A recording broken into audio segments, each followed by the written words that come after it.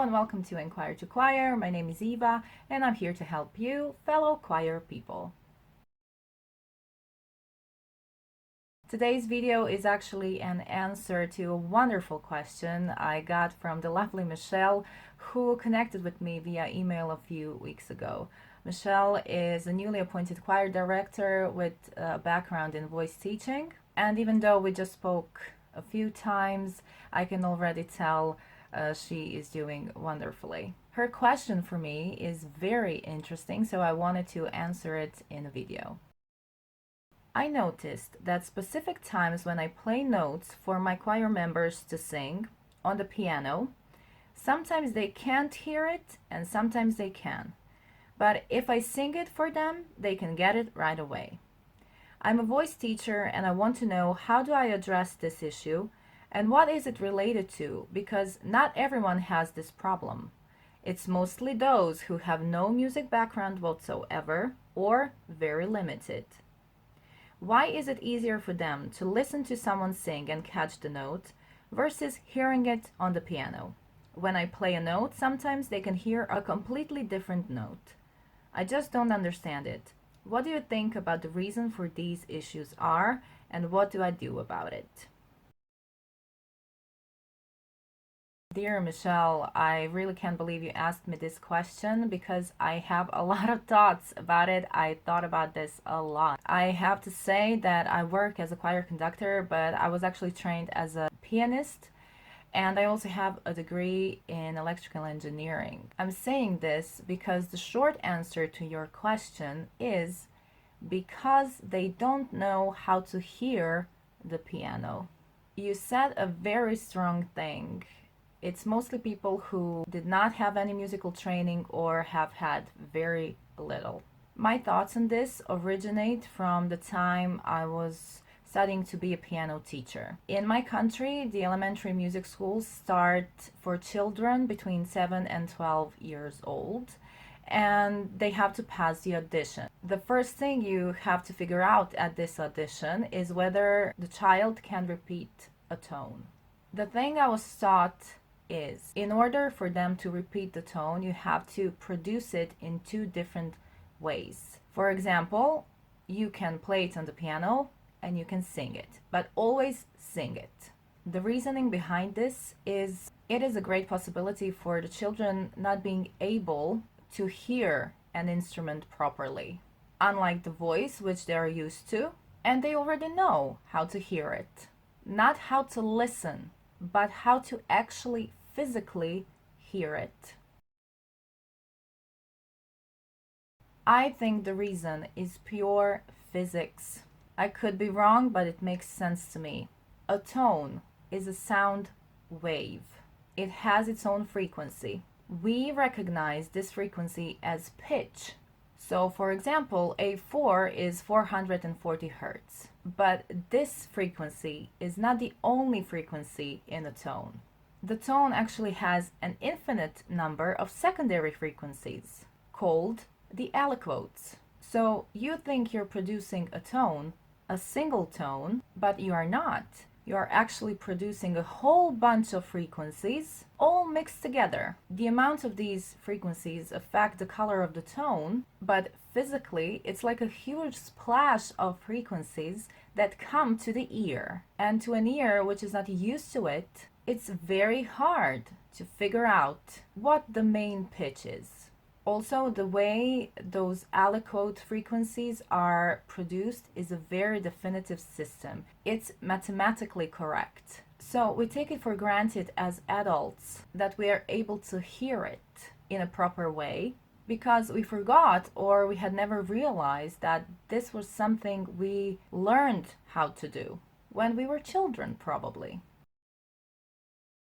A piano is a string instrument. It has a bat which hits the string. This string vibrates in a whole other way than the air in the human vocal tract. And the resonance is much bigger than in an average voice. A person who is not musically trained in any way probably didn't have a piano in his or her life regularly and is not used to the sound.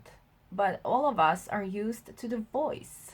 We hear it all the time, all our lives. Even speaking is a way of singing. Everyone knows how to analyze the voice sound, but people who had not been exposed to the piano sound don't know how to deduce the main frequency, the main pitch. So, for example, when you play a tone on a piano and you realize they are repeating a completely different tone, they are likely repeating one of the aliquots because that is the frequency their ear can figure out the best. Another manifestation of this problem is when a person sings an octave higher than he or she is supposed to. Bear in mind that the first aliquot of the main frequency is an octave higher. So if the pitch is A4, the first aliquot is A5, and to get the right octave is not such an easy job to everyone. It's astonishing when you think about it this way, but it makes sense, right?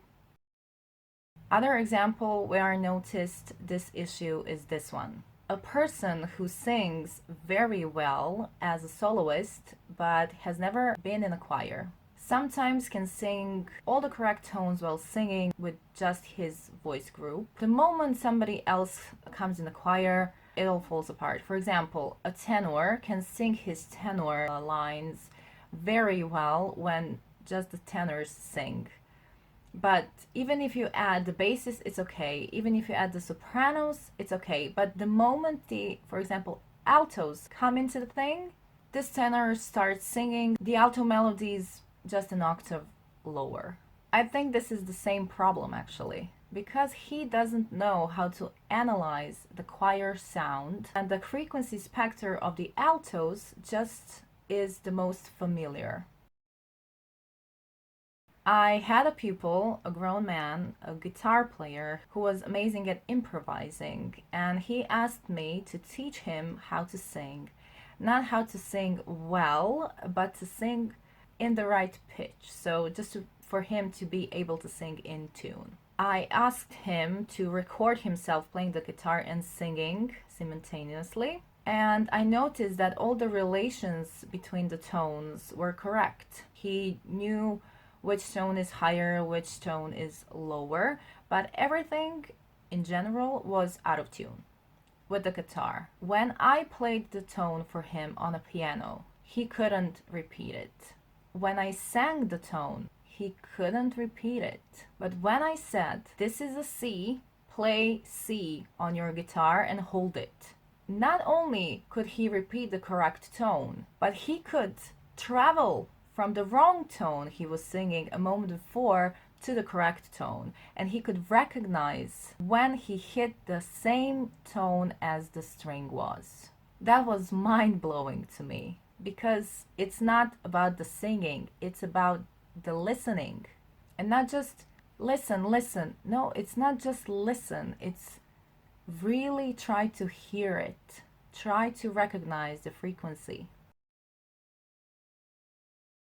How to work with this? I say sing the tones and play the piano simultaneously. That is the only way.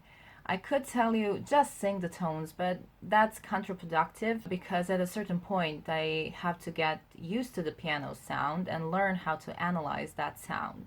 Luckily, the system of aliquots is, as I said, mathematically incredible. So once the ear learns how to analyze it, it will be forever. If you do it simultaneously, piano and voice, at a certain point, I think because the voice is the most recognizable media for them, they will start to connect it with the piano sound and it will become better. This is also important because of the piano accompaniment. It's a total myth that using piano accompaniment is a cop-out for maintaining the pitch or staying in key, not falling in intonation, because yes, it is hard to sing a cappella, always in pitch, not falling in intonation, but to people who are not used to the piano sound, that could be much harder, and they can be totally off key with the piano if they are not used to the piano.